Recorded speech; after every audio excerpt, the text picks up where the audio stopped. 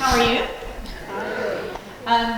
I talked with my husband Ken on the way over here, and Ken is currently state senator and doing other things too. He's very busy. He's been out traveling quite a bit, and is very sorry that he can't be here with us all tonight. And especially wanted to say hello to Catherine, who we're going to hear from in just a few moments. But I was glad to hear from Ken and touch base with him when I can. It's hard for me to kind of keep track of where he is these days. I think his record is 8 cities in one day, and I've always been so proud of what a big state Texas is, but I kind of wished it was a little smaller, as the months have gone on. But I told Ken after about the first full month of campaigning, I said, I think I can kind of live with just 2 pieces of information. If you're going to be home around dinner time and you want food, then I need a heads up. And he's like, okay, I can do that. And I said, and then the other one would be, if you're going to come home after I'm already in bed, I need a heads up. Yeah. So you don't get shot. And I can tell you, he hasn't gotten shot. And I hadn't even had to duck yet. So anyway, that's good.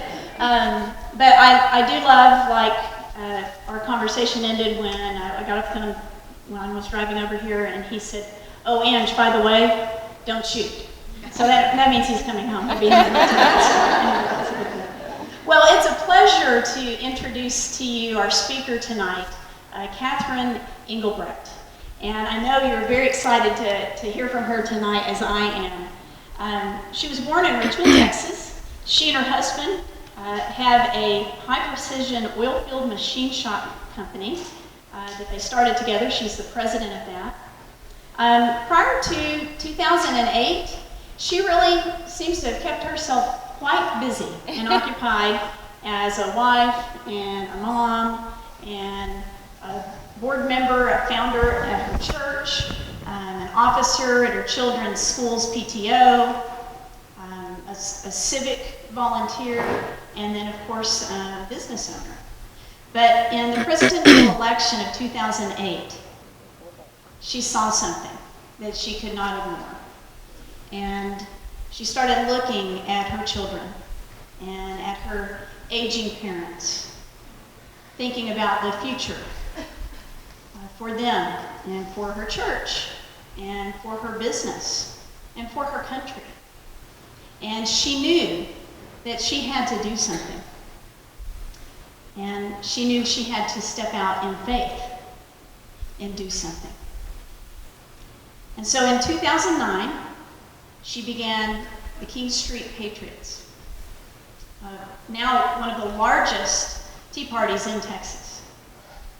And from that came True the Vote, a citizen-led effort to restore integrity and honor to our electoral system.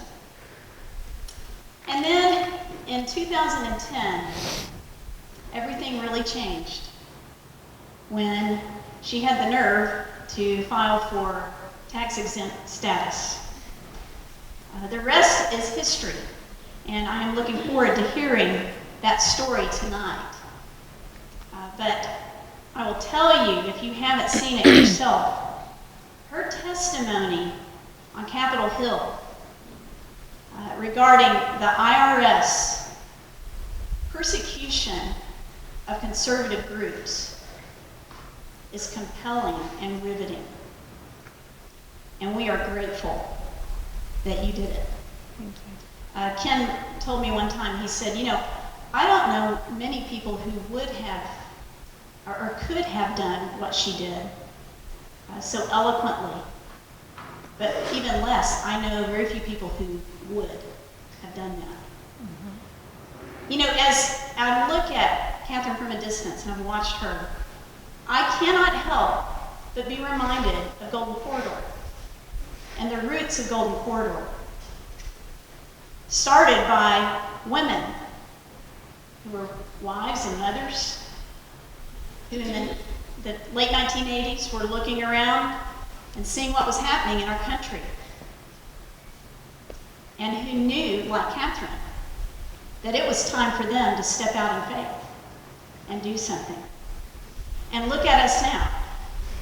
This room full of women who make a difference in this community and in this state and in this nation every single day.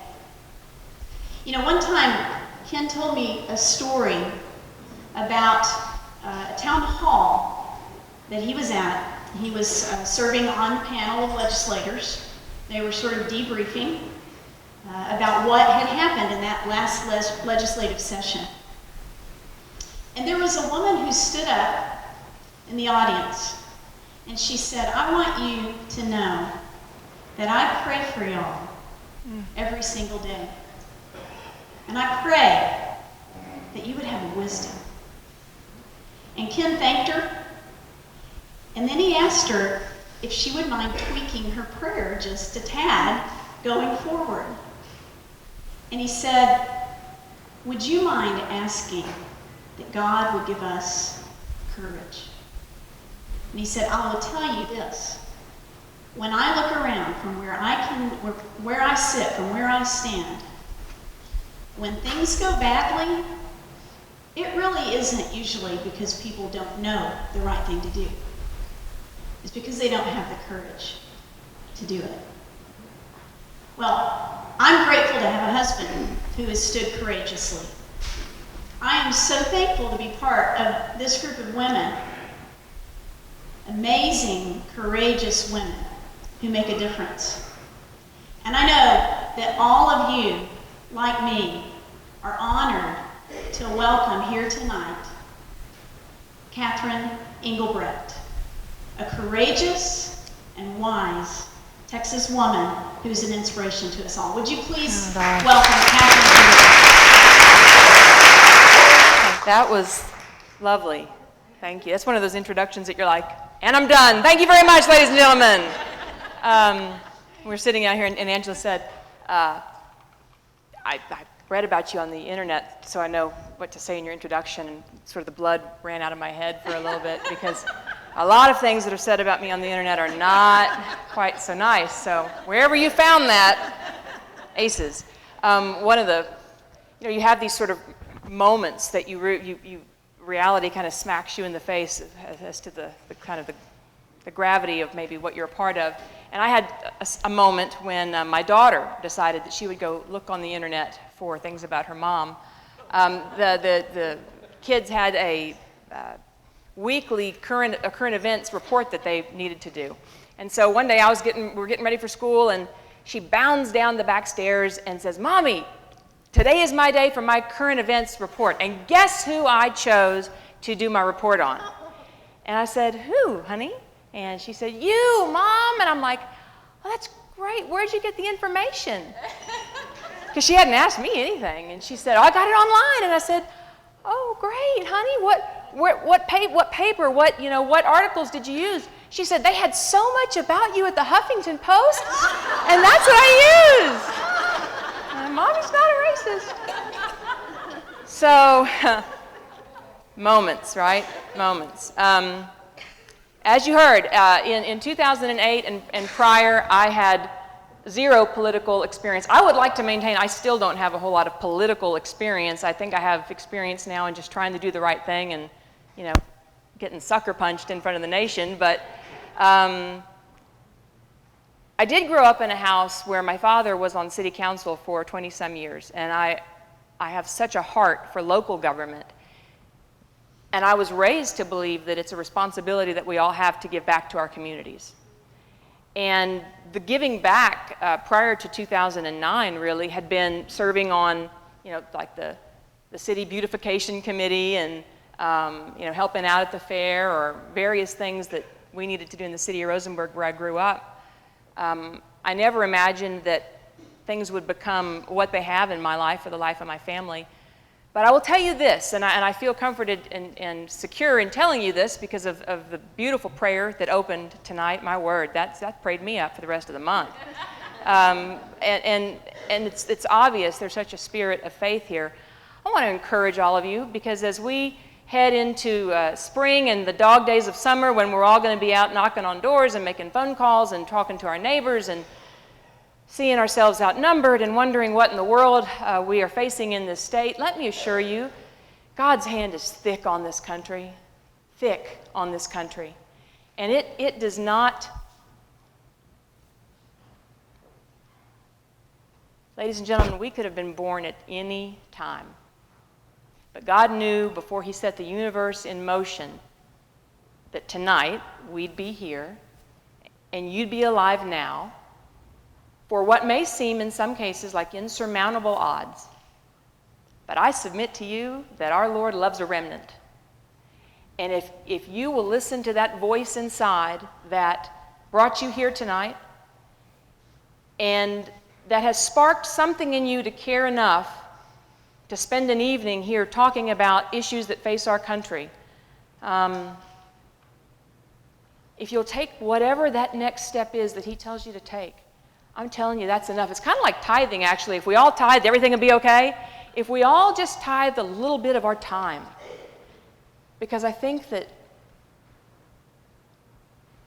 for so long we've all thought that it was enough to raise our families and work and go to church and volunteer, and if we just voted and essentially hired the right man or woman, everything would be okay. But I think we all know now that that's not the case, that we can elect fine representatives, but it's not enough. Our government is based on the supposition that citizens will support it and will be engaged and will serve inside the polls, which is where I first got involved when I saw the erosion of process. So, because our country is the republic that we've been founded to be, exists because of the citizenry, we've got to now recognize that we've got to still do all the things we've always done. We've got to work and raise our kids and do all the things that have always fulfilled our lives, but we've all got to reserve a little bit of our time now for civic duty. We must. We must, because if we don't, we will lose our country. And God is giving us, I believe, one more wake-up call. There's no way to explain but by the hand of God how the Tea Party happened. There's no way. It happened. How many of you, and in a group like yours, let me just tell you another little secret about my political prowess. I had no idea prior to 2009, really actually prior to 2010, no idea that groups like yours even existed. I was completely oblivious to the fact that there was this whole, counterculture of people who cared about the country enough to gather in halls. I had no idea. I voted and lived my life, and that was it. But quick show of hands, how many of you really have found your way to a venue like this, or maybe just to a new heightened awareness about what's happening in our country? How many of you found that in yourselves since 2009? Just a quick show of hands. So for all of you that have your hands up, I will say you are my brothers and sisters, and I get you. But for those of you that didn't, I would like to thank you, because it tells me that you were here holding the fort down. So thank you, because if we wouldn't have had a foundation to build upon, I don't know what this would have looked like. But I do know that in 2009, I got a wake-up call, and it was as sure as I am standing before you tonight, and as surreal as this still is for me. It was God. It was a spark deep inside that said, it's time. And I didn't know what in the world that meant. But I just so happened to see on the Drudge Report that morning a link that had been posted from a rant by Rick Santelli on the floor of the Chicago Mercantile Exchange, where he talked about how his outrage that we would think of paying our neighbors' mortgages just because they were defaulting. Think about how far we have come as a country when then that was the issue of the day, and TARP was the issue of the day, and bailing out AIG, and too big to fail, and cash for clunkers, and cap and trade, and remember all those things? That's like easy street compared to where we are now. We have just been accelerating like at warp speed, going to places that, the saying, you can't unring the bell. We're headed to places that we can always get it back. I mean, listen, God has cattle on 1,000 hills, and anything's possible, but it's going to be tough if we don't stop it now. So, what I'd like to do is just take some time and kind of bring you up to speed on a little bit about how I got to where I got, and then I really do want to focus on more of the issues of the day, the targeting that I've been, privileged to speak before Congress about. And then I know there are a lot of probably questions about, if you've read the reports on the findings on a recent court case out of Corpus Christi here in Texas, talking about photo voter identification, or the North Carolina finding of, I think roughly 30,000 names that were registered in more than one state and voting in the same election cycle. So I'll get to some of those things too, but let me just tell you a little bit about True the Vote first and how we came to be. True the Vote started out in Harris County because a group of citizens, just like yourselves, although maybe half of a table of you at the time in 2009, decided that we wanted to try to do something constructive, something that would actually be a result-oriented kind of an activity. We could go and do it and feel like we had made a positive contribution. And we knew at the time, this is 2009, it was an off-year election for us, but nonetheless, it was still important. We knew that there was a shortage of volunteers to work inside the polls. A quick show of hands, how many of you have ever worked inside the polls before? That's fantastic. Usually what I say, keep your hands raised. Usually what I say at this point, I won't because you're such a nice crowd, but usually what I say is if you have your hands raised and you're sitting by someone who doesn't have their hands raised, then ball your fist up and just punch your neighbor right in the shoulder, because everybody needs to work in the polls. But in any case, and Frank, I mean, the fact of the matter is our country has about half the necessary number of volunteers, and it is a big problem. It is a big problem because observation changes things, and when you don't have two-party representation inside the polls competing for the seats of power that arguably control the free world, there's a recipe for disaster. And I always love the thought that, you hear from some that, oh, there's no voter fraud. There's nothing to see here, people, move along. Now, we all can agree that government is replete with corruption from beginning to end. But somehow, when we get to the elections, we all put our white choir robes on and our halos, and we all walk into processes where in 22 of our sister states, you don't have to show, not only do you not have to show photo voter identification, you don't have to show ID at all. There's not a problem with that at all, is there? I'm sure that's fine. I'm sure no one would ever think of taking advantage of a situation like that.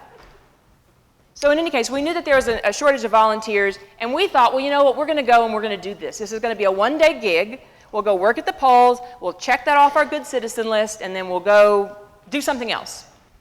But what we saw at the polls, and for those of you that have worked, you know, if you come into it brand new, you've never done it before, first of all, it's a little bit of a culture shock. In fact, it's probably more than a little bit of a culture shock. You've got tons of, different papers and envelopes and postings and, tabulations that must be done, and you feel the gravity of the situation, and people are standing in line and they're looking to you to make sure that you're doing the things necessary to make sure that their vote counts and is counted, and it's a heady responsibility.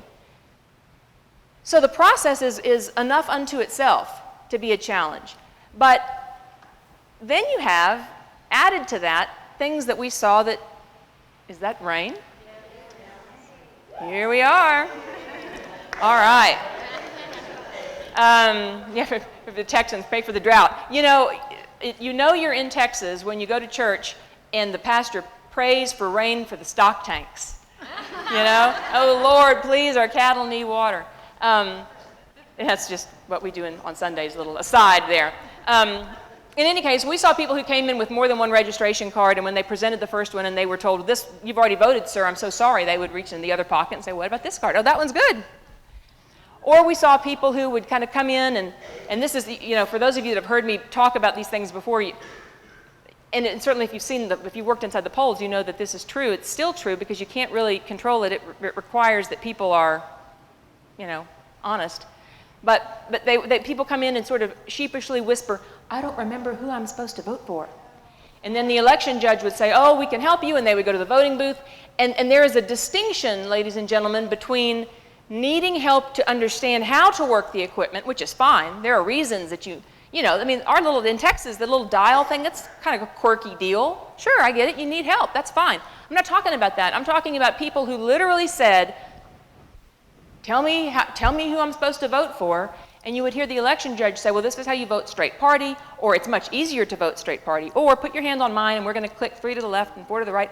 And at the time, in 2009, when we heard this, we kind of, when we came back together and compared notes, and the stories were alarmingly similar, and please rest easy to know this, that in our group, this was not everybody had these experiences. Most people had experiences that made you proud to be an American, that made you proud to be part of the process, that made you want to come back and serve again. But there were enough who said, I saw that same thing too. And what did they do when they saw it? Well, they were completely unprepared because there hadn't been any sufficient training to really know, because you never want to believe that that's really happening, and when it happens like this and it's over, and when you go back to that same election judge who just helped that voter, ostensibly stealing that vote right out from underneath them, when you go back and you say, I don't think that's legal, I don't think you're supposed to vote for the person.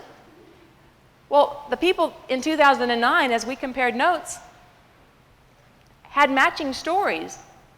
The election judge would tell them, what are you going to do about it? It's my word against yours. And so in that moment, we had a decision to make. And you know, it's sort of these pivotal moments that we all face from time to time. Now what do you do? We now know it. And here's the little secret is now, after I tell you all this, you guys are going to know it too. And then you have to decide what to do about it. Because we're held responsible for what we know, right? So now we knew that there was a problem. We had 2 options. We could either put our waders on and jump in and try to do something, or we can say, man, I sure hope somebody does something about that. I think we could probably all agree that for too long, the response has been more often the latter. Sure hope somebody does something about that. Those days are over. If you have to ask that question, you already have your answer. If you have to ask, I sure hope somebody does it, that somebody is you. You are on it, you see it. If you don't take action to fix it, you're complicit in the problem, period. There's no more time for excuses, ladies and gentlemen. We're running out of time. If you've got something on your heart, something that you care about, and after the end of my speech, you may be so turned off by election integrity that you're like, I don't even know if I'm going to ever vote again. But if it is election integrity, then you will absolutely have a home at True the Vote with all that we do. If it's not, though, whatever it is for you, please do get involved, because it's all hands on deck time. So anyway, True the Vote, we decided after that 2009 experience that we would build a program that would help support citizens inside of the polls, encourage them to go and serve, train poll watchers and poll workers, research the accuracy of our voter rolls, with which now we have online technology where you can come on and look at your county rolls, and if you see problems, there's a federal law that allows for citizen challenges where you can acknowledge those or designate those problems, signify those problems, and turn them over to the county that you live in, and hope that something happens, but at least it's a step in the right direction. And then we measure and track everything we do all along the way and help to try to advocate for common sense election code reform. That became the True the Vote program, and as you heard Angela say, in 2010 we filed our nonprofit paperwork, because as an organization that, we pass a cowboy hat, and that's how we were funding our efforts. We wanted to make sure that that was all nice and legal. Wow. I had no idea that what I had done would essentially be viewed as sort of a dog whistle to the faction of our country that somehow doesn't agree with True the Vote, which I'm always amazed. How can you not agree with True the Vote? If you are against election integrity, what are you for, right? So, well, I guess, we all sort of know the answer to that question, don't we? Within the month, I had been sued twice by the Texas Democrat Party and by a group called Houston Votes. Houston Votes is an Acorn Front group that came to Harris County and tried to bloat the voter rolls and that's a whole different story for a whole nother night. But because we got involved and outed what they were doing, we didn't make a whole lot of friends. But what happened past that was that we got a lot of national attention. And all of a sudden, we had people from across the country contacting us via the website and asking, that's what you guys are seeing in Texas, because that's what we're seeing here too in California. That's what we're seeing in Florida. That's what we're seeing in New Jersey. Can we work with you? Now, I've shared with you my extensive background in politics. So what was my answer? Sure, come on. We don't know what we're doing. Let's build a whole national movement. But you know what? It's common sense. You learn your election law, you play by the rules, you just show up and try to do the right thing. So often it's just showing up. And so we just started showing up, and those numbers grew. We now have volunteers in all 50 states. We have trained hundreds of thousands of people, and we have been very involved in ways seen and unseen across this country to support election integrity. It is not a partisan organization. It never has been. It never will be. I can't deny that we seem to resonate more with one side of the political continuum. I wish that weren't the case. I really wish that this was something that we could all agree on. I think that what's playing out right now in Corpus Christi, I was just asked for a quote. Some of you probably saw me typing on my phone. It was because I was putting a quote back to a reporter that asked me what I thought about the outcome of the judge's finding on discovery that our Attorney General has to turn over all of his emails between himself and his office and legislators about anything having to do with the Section 5 pre-clearance, which is what was stopping Texas from having photo voter identification. And the judge ruled that, yes, he has to turn over all that documentation. Now, I suspect that those emails will turn up on a website near you sometime very, very soon. I suspect that that case, and others like it that are popping up across this country, are far more about political gamesmanship and driving a wedge down an emotional issue. Texas voters want photo voter identification. America wants photo voter identification. We are the only industrialized country in the world that doesn't have photo voter identification. When people move here, when they immigrate here and they become citizens, they are stunned to learn they don't need photo voter identification. So all rumors to the contrary and lawsuits to the contrary are just smokescreens to keep us agitated and divided and angry, because that is where certain political persuasions gather their power and also take out time. They run time off the clock so that we don't have to deal with the real issues of the day. Let's just stay angry and focused right here where we've been since the 1960s. And listen, there have been ugly periods in our history, and thank God we have come out of that. But we've come out of it. We are better for it. We've got to move on. This should be, voting should be an issue that unites us, not divides us. So I filed this nonprofit application and got sued. I'm sure that was completely coincidental, all of that. None of that was connected initially, maybe. Then the FBI started showing up in meetings just like what you're having now. Imagine if you saw someone with a sharp dress suit and a little curly, wire behind their ear. When we FOIA'd for my files later on to understand what they had been doing here, being in our meetings, we knew that they had been from the domestic terrorism unit, but they characterized it, they classified it in the files as neighborhood outreach. Isn't that so sweet? Oh, that's awesome, FBI, thanks, neighborhood outreach, that's great. I feel so loved that the domestic terrorism unit paid us 5 visits, that's awesome. But when they do, you do what you can. You answer the questions you can, because my word, they are the FBI, right? I mean, they're here to help, right? Ask me, I'm from the government, I'm here to help. So then, in early 2011, Engelbrecht Manufacturing, or our businesses, went under audit. Now listen, we'd never been audited in the previous 16 years of our business, but sometimes you draw the short straw. Sometimes it happens. we drew a lot of short straws starting about then. We'd had the FBI, now the IRS started doing their audits, and then after that wrapped up, we went through 2 rounds of personal audits for 2 years running, which we got refunds, so that was kind of cool, but the audit itself was excruciating. In the midst of all that, OSHA shows up. Now, we've had no accidents on premises. We were a small little shop, nothing different, but they show up for an extensive audit. Then Bureau of Alcohol, Tobacco, and Firearms shows up twice for audits. And then to add the cherry on top of the targeting sundae, the Texas branch of the EPA, called the TCEQ, Texas Center on Environmental Quality, showed up to respond to an anonymous complaint that had been called in the day after the election.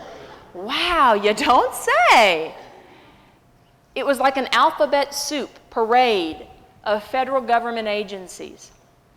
Everybody that came out was completely professional and polite, and the bottom line is they all had the authority to do exactly what they did.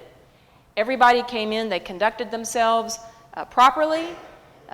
Bureau of Alcohol, Tobacco, and Firearms, we have a side company that has a license to make gun parts. Now, we've never made a single gun part, and ATF knows that very, very well because you've got to file reports all the time, and ours are always zeros. But they came out for 2 years. They came out 13 months apart for 2 very extensive audits. They can do that. That's what you sign up for when you get the license. I don't have an issue that it happened. I have a question, though, about who sent them to us. The statistical probabilities of 16 years previous having nothing, and now to date, 25 either audits or investigations or inquiries by various federal agencies. Now, mind you, that's all while our nonprofit application is swirling. I bet I've answered 300 some odd questions to the IRS. Questions like, we want to see every Facebook posting you've ever posted. We want to hear, and we want to see every tweet you've ever tweeted. We want to know everywhere you've ever spoken since the inception of the organization, and to whom, and what you said, and where you intend to speak through 2013. You will be pleased to know that Golden Corridor would have fallen in that response had we given it to them. But you know what? We answered every single question with case law as to why we didn't have to answer those questions. And the way that we ultimately found resolution to our nonprofit application after waiting, the typical application takes between 3 to 6 months to process. We waited nearly 3.5 years, and then we finally had to sue the IRS. We sued the IRS after, this is such a convoluted story, we sued the IRS after Bureau of Alcohol, Tobacco, and Firearms came out the second time, and I said, that is it. I have had my head in the sand on this stuff long enough. I've spoken to this group and many, many others, and I had never breathed a word of what was happening because I believed that to be quiet was the way to protect my family. I believed that there was a stigma that would have been associated with such interest in my professional and personal life, and I wasn't comfortable. I'm here to tell you that the best way I can protect my family, and moving forward, the best way that all of us can protect our families is by not being silent about any of what is happening in this country. Thank you.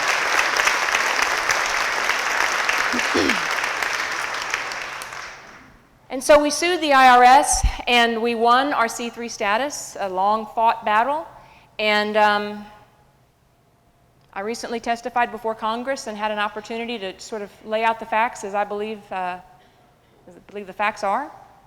And facts are stubborn things. You know, you can FOIA those facts. And interestingly, even after FOIA-ing, the FBI documents that I got and the FBI documents that Chairman Darrell Issa requested about my case don't match. The dates don't add up.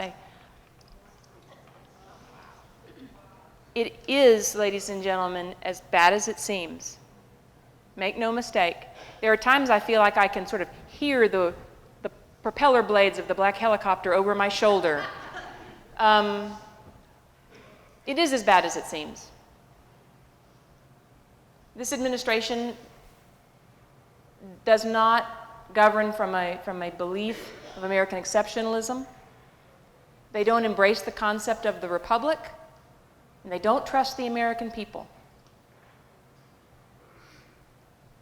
It is upside down from what our founders intended.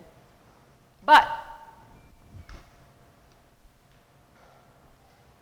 God woke us up for a reason. For a reason.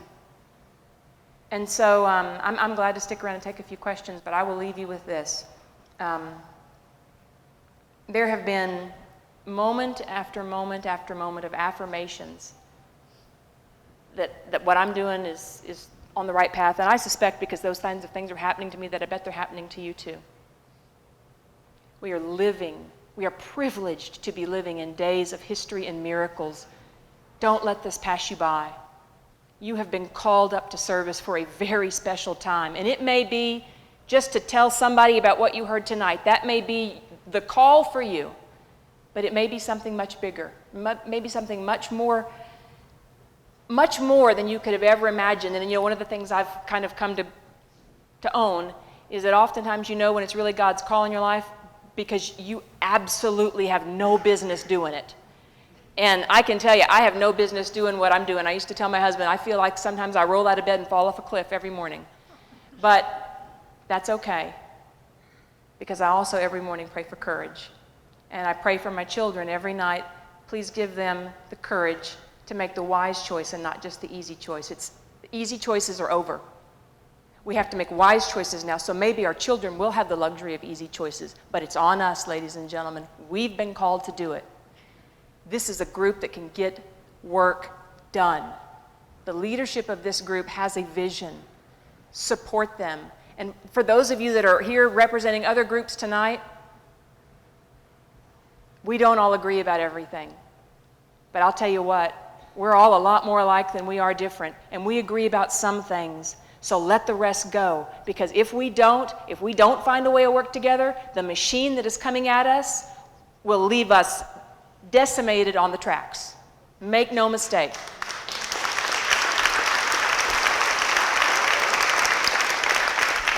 So, I stand before you heartened and encouraged about where we are headed as a country, and I see it from coast to coast. People are rising up, they're taking leaps of faith, and they are being used in amazing ways. I thank you so much for the great privilege of visiting with all of you tonight. And until we meet again, God bless each and every one of you, and God bless America. Thank you. Thank you very much. Thank you so much. Thank you. Wow. Amazing. Thank you so much. Thank you. One thing, Thank you. Thank you.